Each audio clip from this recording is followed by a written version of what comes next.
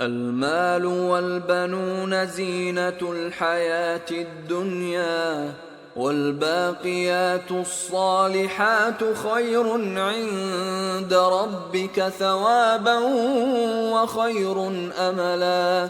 ويوم نسير الجبال وترى الأرض بارزة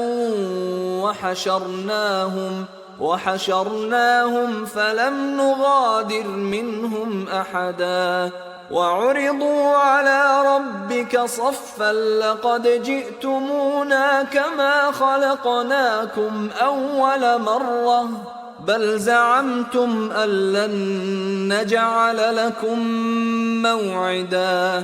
ووضع الكتاب فترى المجرمين مشفقين مما فيه